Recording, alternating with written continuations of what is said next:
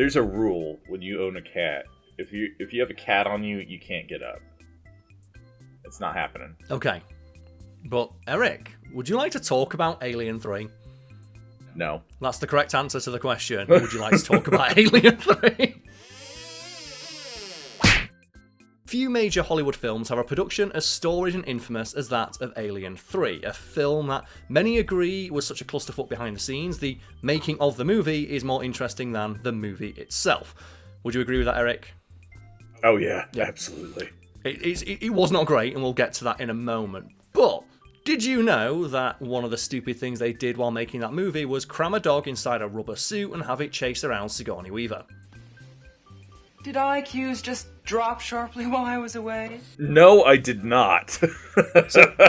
So, Eric, we're picking this topic today because you are a huge fan of the Alien franchise, yes? Yes, I absolutely am. I am also a huge fan of the Alien franchise. I brought with me some of my Alien bookends. This is the Scorpion Alien, and this is the Panther Alien. And if I'm correct, Eric, you hate the idea of there being like this expanded universe of just stupid like alien toys and stuff, right? You don't like the idea that there's just like a Scorpion aliens and Panther aliens and Rhino aliens and alien toys and all that good stuff? Yeah, I think I like the idea that the alien can adapt to any environment, right?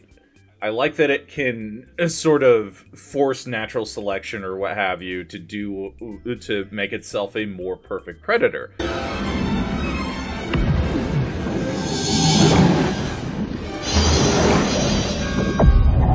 But I think it's a little cheesy to have it like take on the attributes like a panther or what have you, you know? See, and I'm on the opposite end of, no, that shit's super cool, because I was like 11. For some reason, I was the primary audience for a lot of like alien merchandise, which everyone seems to forget. They marketed towards children during the 90s. Oh, every R-rated film did. Like Terminator, like I sent my friend, who is also cutting his teeth on editing videos on my storytelling channel. He's never seen Terminator 2 or the stupid fucking commercials. So there's this toy, right? Yes. It's for the T-1000 or the T-800 actually, and you actually fill the endoskeleton up with like plastiflesh or something. And you have a naked Arnold after you're done. The commercial it's so weird. Now create your own Terminator with the BioFlesh Regenerator. I'm back! For anyone unfamiliar with the very, very, let's put it diplomatically, clusterfuck of a production of Alien 3, nothing sums up how much of a pain in the dick it was for everyone involved, more than a quote from director David Fincher when he was asked, very matter-of-factly, would you ever consider returning to the franchise? And David Fincher responded, I would rather die of cancer. You're gonna be alright. You're gonna be alright. Please. Kill me. You're just gonna play with your toys. Oh, so cool. I have this, I got this little knickknack, I guess, in Loot Crate when that was still a thing. And it's a xenomorph walking the facehugger like a dog. And it's peeing on a fire hydrant. There's so much alien merch. We did an entire video on it a few years ago. It's like, do you know, for example, Eric, that the alien loves Pepsi? That it is canon to the alien universe that you can stop an alien by just giving it a cool, refreshing can of Pepsi? There's like an ad. Is this a commercial? It's a commercial, but it's technically canon because it was released before, I think, Alien 3. And it used the costume from Alien 3.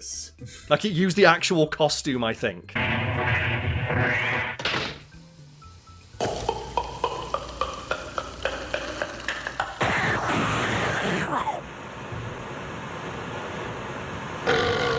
I have to see this. You'll see it in the edit, my friend. But virtually every aspect of the production of Alien 3 was a nightmare behind the scenes. Everything from the script to the casting. In regards to the scripting, there were no less than 5 different scripts written for the film, and they all contain just varying degrees of wild bullshit. And presumably you know, Eric, the stupidest one with the weird wooden planet full of monks. Yeah, that is one of the most infamous ones, absolutely. And that distilled down into what we actually got. But like William Gibson wrote a couple of pretty decent screenplays too that probably should have turned into the real film. And all those scripts got to like various stages of development, but that wooden one always cracks me up because there's a great interview with like the people who were making it, like, why did this not go anywhere? Oh, well, a producer just kept saying, how would you have a wooden planet in space? And just that's all they kept asking. And it's like, but how would this work though? Like, you know, it's a kind of out there series, but it is sci-fi. There needs to be some logic to the universe. How would a wooden planet work? Well, you know, it's more of a metaphorical thing. That doesn't really work. There's enough metaphor in Alien. How does the wooden planet work? Well, Carl, they should have asked that question on fucking Prometheus. Prometheus is so good because it's just, you watch it and it's like, man, this is a good looking movie. Why is everyone a fucking idiot?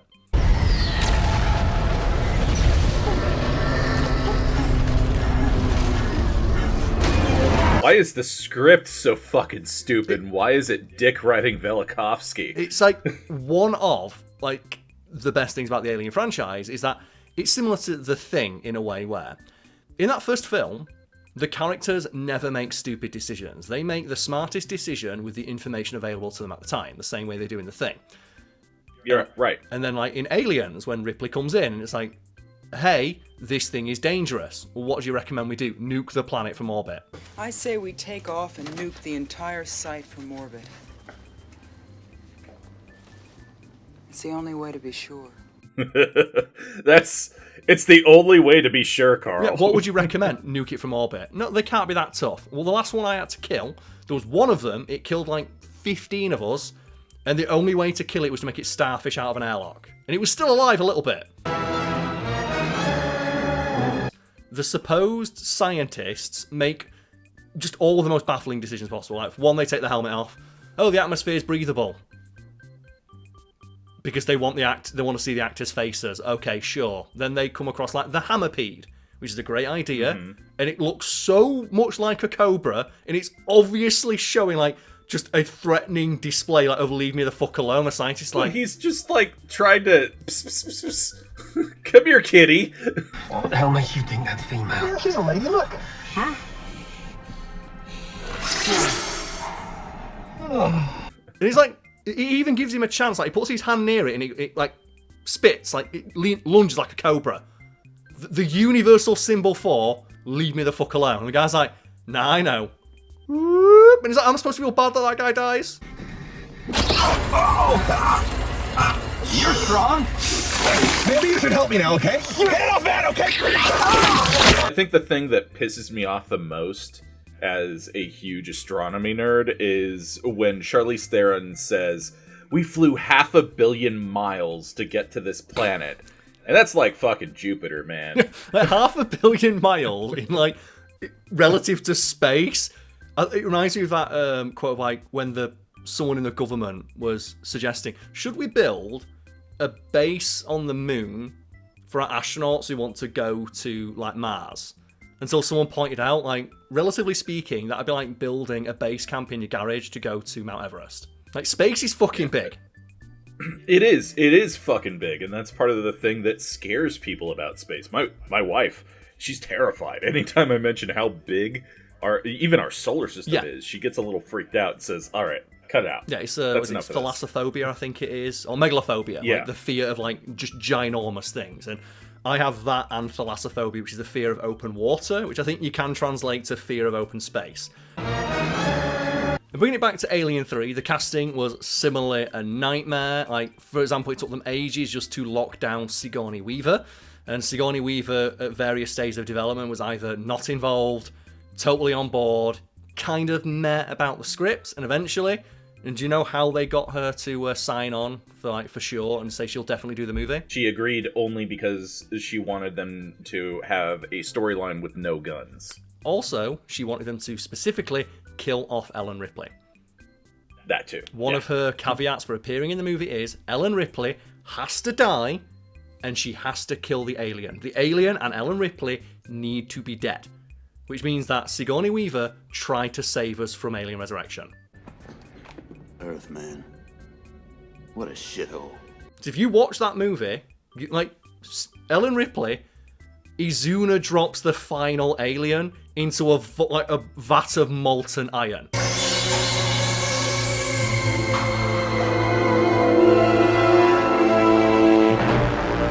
That she makes sure that thing, she makes sure that thing is fucking dead. And the fact that some screenwriter out there's like, that's just a challenge, baby. We can still bring her back. I didn't see, there's still something we can bring back. Man. It's called beating that dead horse. Oh, beating that dead alien. Although I do like when the alien jumps out and it's covered in molten steel and they spray water on it and it explodes. Right. That is kind of fun. There's also another, we've also covered on the channel before, some stories about casting that were kind of frustrating for the actors and fans, like Michael Biehn. Michael Biehn was all excited to be in a potential Alien sequel. He was fine with dying, he just wanted his character to die doing something cool or heroic or important to the story. Instead, he gets unceremoniously killed off screen, as does Newt. And do you know the story of how Michael Biehn got his own back on production for that? No. Oh, yeah, he got, residuals or something for that? He didn't get residuals, no, but he learned that they were making Alien 3 because a friend of his was talking to him. I've just been in Pinewood, and why are you there? He's like, what do you mean, why am I there? It's like, well, there's a cast of you on that new Alien film. He's like, what do you mean, the new Alien film? So he calls up his agent. I'm like, oh, yeah, they're making a new Alien film. They don't want to put you in it, but they are putting in your likeness. Like, you're going to get killed by the alien. They're going to find your body with, a chest burst to explode out your chest. It's like, well, that kind of sucks. You're going to kill my character off. Also, I didn't get paid for that. So David Fincher called him up and asked him, oh, hey, are we okay to use your likeness so we can put you in the film and immediately kill your character off? And he responded, go and fuck yourself and put the phone down. And it took James Cameron himself calling up Michael Biehn to get him to relent, and James Cameron just told him, look, give him permission to use your likeness, just ask for a shit ton of money. So that's what he did, and he got paid more for, do you know, the JPEG they put up of his face to say that he died? Yeah. He got paid more for that still than he did for appearing in Aliens.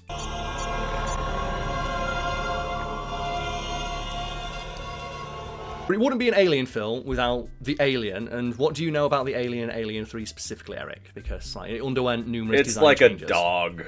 It's a dog, It's a dog or like a bison thing. It's colloquially referred to as the dog Alien. And do you know, all the...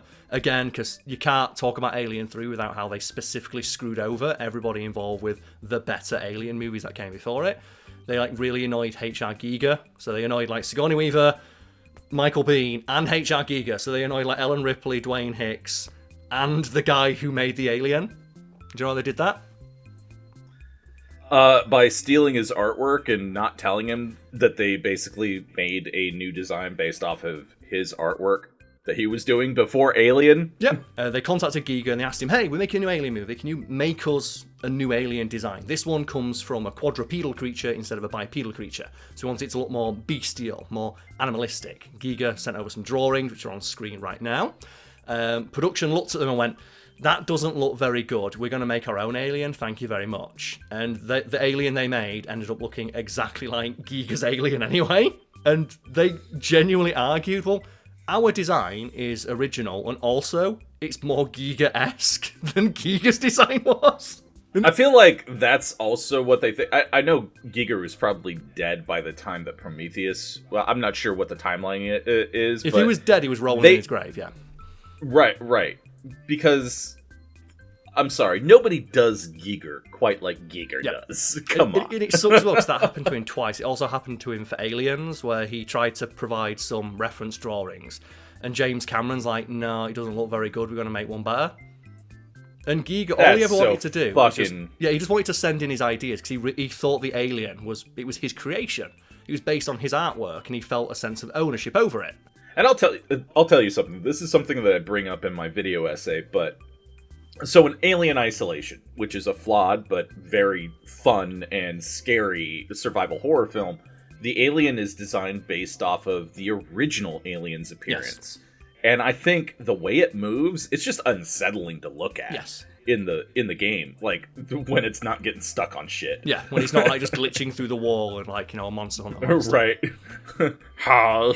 And that was like, Giga's idea. It's like, it's biomechanical. Right. It's this weird blend of like the mechanical and the almost human. The idea of the alien is that it's so fucking cool. Yeah, it has a roughly humanoid shape, so you'd recognize it as human, but not quite human, which is why it's so unsettling. And it moves in a very unnatural, inhuman way. Right. And like in Aliens and beyond that, they feel more like space cockroaches. Yeah. Like they're even referred to by one of the Space Marines who die a horrible death. Yes. As like, this is a bug hunt, And it's the law of inverse ninjutsu. Are you familiar with the idea of the law of inverse ninjutsu? No, I am not. It's a trope of like, so in a movie, if a ninja approaches the main character, it will be a 30-minute knockdown, drag-out brawl between like two masters of martial arts.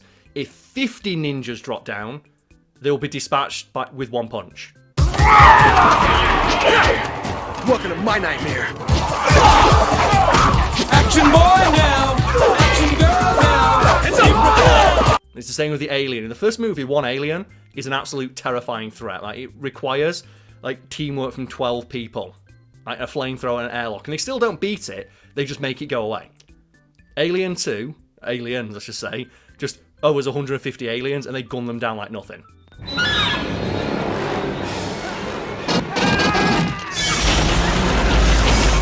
they go over there! Get them! Come on! Get them! Although I will give them big props for the idea of what do we do for an Alien sequel? More aliens. Because have you ever heard the story of how like James Cameron got the directing gig? Yep. Where, if anyone doesn't know, we've talked about it on the channel before, but I'll, a quick recap here. James Cameron walked in, wrote Alien on a whiteboard, then put an S after the alien, and then put a dollar sign, turned into a dollar sign, like, more aliens! Just one alien, 2 aliens. It's so funny. License to print money. There's a couple of like cool, awesome stories of like casting. Like, my favourite one is Sigourney Weaver. The way she got cast as Ellen Ripley is, she was getting dressed up to go to the audition, and she went out wearing like a mini skirt she described as being like a belt, thigh-high boots, and like 6-inch heels. And her roommate told her, "You're not going to get a job if you walk in dressed like that." And she went, "I don't give a fuck." Walked in, and Ridley Scott took one look at her and went, "That's Ellen." He took one look at her, she just walked in and just stood there like that. That's my main character. Sigourney Weaver is a fucking legend. Absolutely, yes. And bringing it back to Sigourney Weaver and the Alien, because the Alien in Alien 3 was going to be more compact, more lithe, more bestial, ignoring the fact that, they didn't go with Giga's original design, even though they kind of didn't rip it off. They had worries about how they were going to realise such a creature, because you couldn't exactly just cram a guy into a costume that was basically half the size of a human, because that was the idea. Like, it starts small, almost like a dog. I should say exactly like a dog, because the solution they came up with was, how about if we put a whippet in there? What is a whippet? Well, a whippet is like a greyhound, but real small. Then I heard a haughty little sniff from a cage in the corner, and there she was. Sit, girl, sit. Okay. And something I should clarify, because when you see this story told online, it's often framed as this was going to be the alien the entire time, and it wasn't. This was going to be like the middle stage. Do you know, like when the alien's just little and it's running around and trying to find it before it grows into a big one? Yeah. They thought, well, hunting the chest burster. Yeah, like the post-chest burst thing. Before it goes into a full-size alien, it's like a little midsection. They're like, okay, we want a scene of that, and we want something that can run real fast. A whippet, because they can run at like, 20, 30 miles an hour. They're very small, very live dogs, very slight, so we can fit it into a costume, and if you put it in that costume, we get it to run real fucking fast. That'll be unsettling, right? Especially if we give it an alien costume. Stay the fuck away! While it does sound stupid, it's not without precedent, because that's how they realised the alien in the first movie. And do you know the name of the guy who portrayed the alien, by any chance? I forget. It is Balaji Badejo. And he was a Nigerian student who was 6'10" and rail thin. And he was supposedly just spotted in a pub by the casting director, who went, "That's the alien." because they initially toyed with the idea of like basketball players, and I think even Peter Mayhew for a little bit. But the problem they had is that they were all very tall, but just quite stocky. And as a result, when they put the alien costume on them, it looked kind of like the Predator, I guess, even though the Predator wasn't a thing yet. It looked too big and bulky, and it just looked like a guy in a costume. However, when Badejo put the costume on, because he was just so thin, it gave the alien an almost eerily human-like, but not quite, appearance.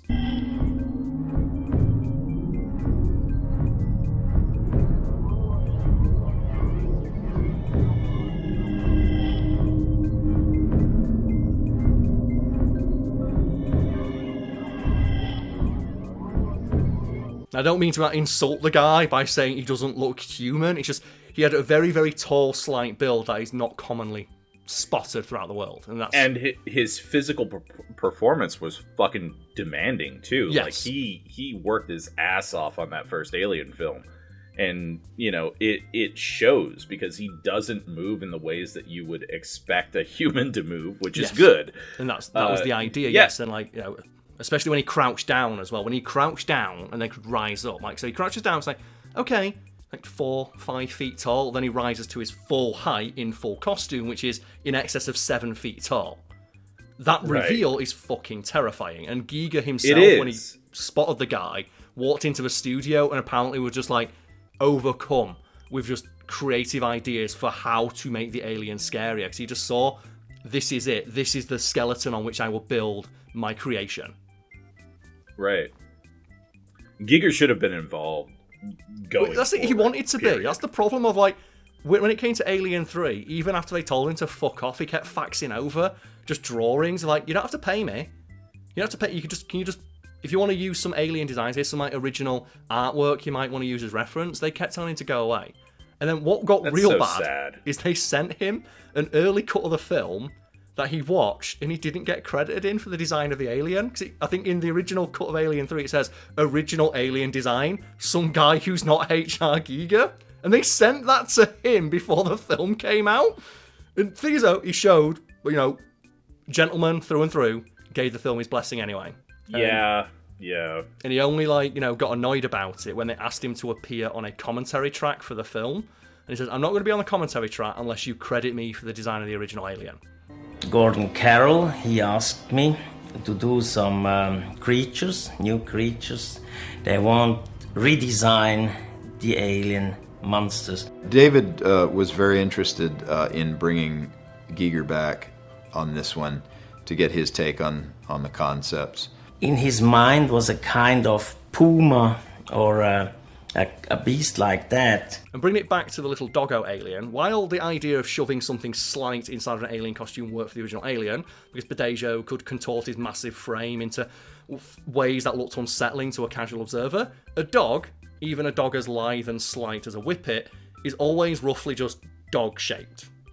Like, you don't look, you look at it and it's like, that's a dog. Hey, Niles. Hey, Dad. What the hell is that? It's my dog, my new best friend. Like, it doesn't matter how much rubber costuming you put on it, that's a dog. I still recognise it as a dog. That is the shape of a dog. And you can't get a dog to contort its limbs or move around in a way that you don't recognise immediately as, that's just a dog. Didn't they famously not use Stan Winston for Alien 3 as well? Yeah, he was unavailable at the time, so they got someone else in. And that's a bad omen. Yeah, and admittedly, the idea didn't work, but they did give it a bloody good go, and they spent a not insignificant amount of money and time building this little rubber costume for this little 11-pound whippet. And they got all the way to the thing of, like, they got the helmet on it and everything.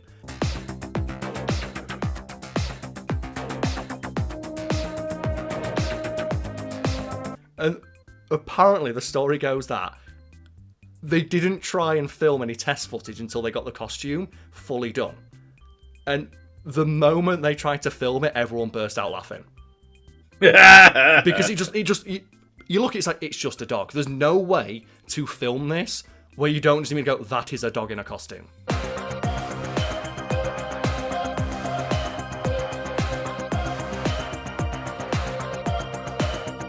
It reminds me a little bit of, have you seen the film *Malignant*? Yes. And the film *Malignant*, it's not great, but it does have an amazing action scene. So who doesn't know, *Malignant* is a film where just there's a lady who has like a demon parasite in the back of her head, and all of the action scenes are fought with the actress facing the wrong way, and they got in a professional contortionist who can throw their limbs the wrong way to make this really unsettling fight scenes of just this person moving backwards.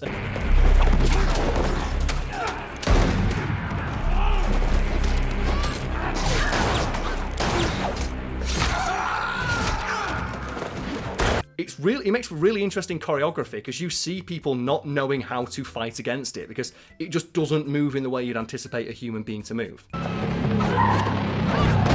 And then obviously we've got to give shout outs to the fact that the stunt actor just nailed someone from like half a mile away with a chair.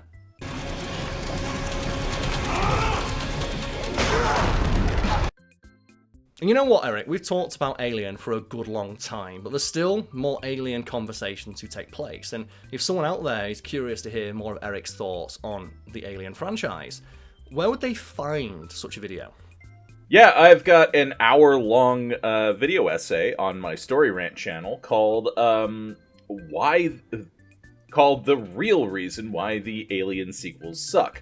And it basically talks about the whole damn franchise and, spends a decent amount of time talking about the original Alien, so it's not that fresh. And you can check that out at the links found below. And thank you to Eric for being a guest star on this episode. And I guess before we go, do you have any favourite, just performances by a person in a costume that are really unsettling? So I mentioned *Malignant* earlier, and I will give a shout out to, the person who portrayed. I'll look up the name after the fact, and there'll be a fact bar below telling people who it is, and maybe if I can find some behind the scenes footage of them just working out the choreography, because it is really fucking weird to watch and very unsettling to see someone run backwards with their limbs bent the wrong way.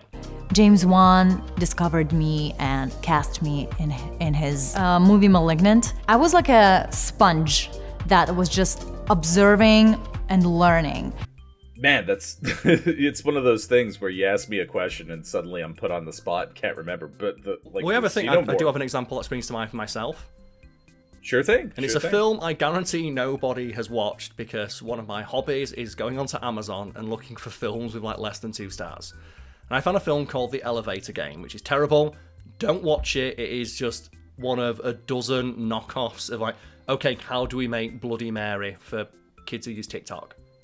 And they come up with The Elevator Game, which is, you can summon a demon by going into a building with at least 11 floors and pressing this combination of buttons on the elevator.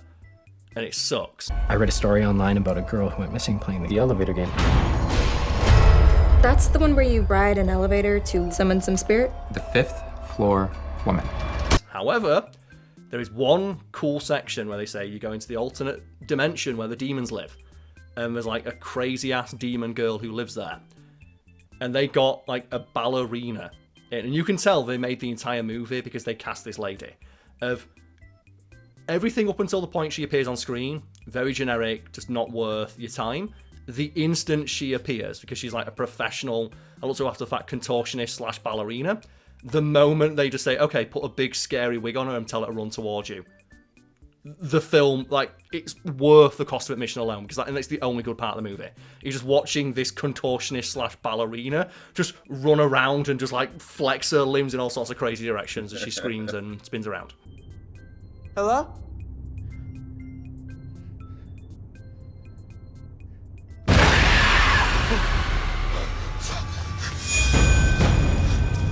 Yeah, honestly, I'd give 2 answers. The Xenomorph, the original performance, and then Godzilla. Why not?